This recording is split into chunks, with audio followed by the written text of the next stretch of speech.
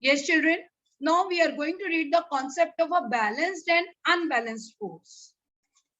From the figure, children, you see to it that there is a ball lying and two boys are applying the force from both the sides.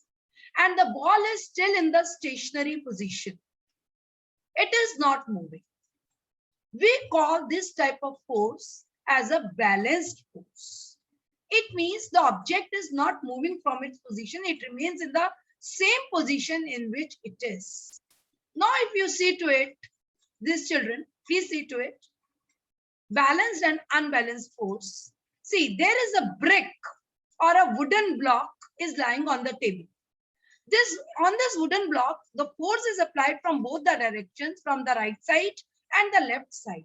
But the force applied from both these directions are equal in magnitude. Equal amount of force is applied from both the sides. The force applied from the right side is F2 and force applied from the left side is F1. It means that F1 is equals to F2. In this direction, we say that the object, this wooden block does not move. These two forces which are acting from the opposite direction are equal in magnitude, due to which its resultant force acting on it is zero. Such type of forces are called balanced force.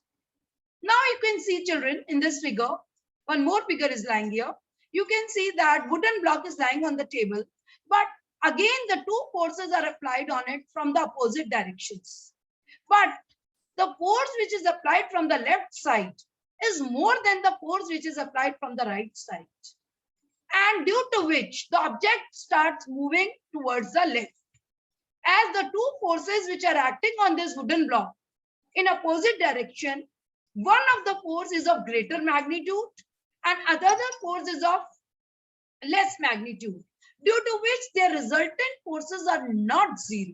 Such type of forces are called unbalanced forces, children.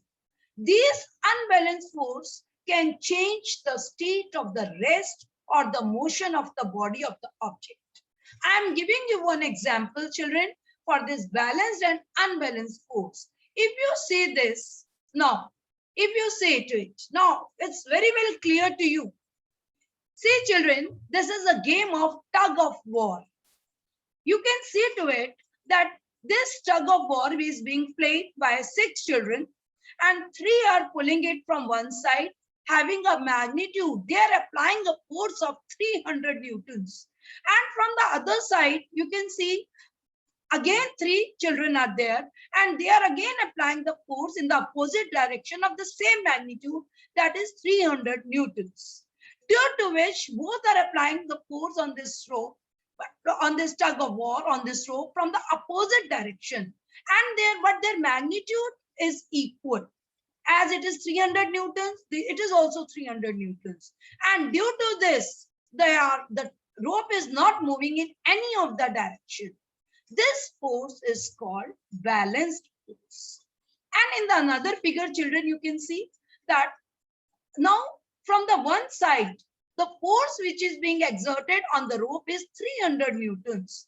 But from the other side, instead of they are applying more force than the right side, children, that is, they are applying 400 newtons of force on this rope.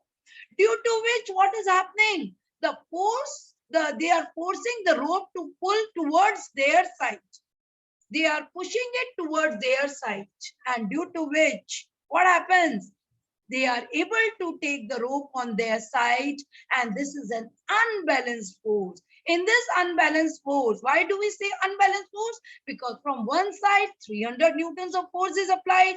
From the other side, they are applying more force of 400 newtons. So resultant force is not zero, children. What is the resultant force? It is 100 newtons here. That is 400 newtons minus 300 newtons. It means they are applying the force 100 newtons more force than these children on the right side, due to which they are able to pull the rope on their side. And this is called unbalanced force. So what do we conclude, children? That if we apply unbalanced force, this unbalanced force can change the state of the rest or of uniform motion And if you apply this unbalanced force, then you can change that the state of the object. If it is in the state of rest, it can come into motion. If it is in the state of motion, it can come to the state of rest. Yes, children, this was the concept of balanced, and unbalanced force.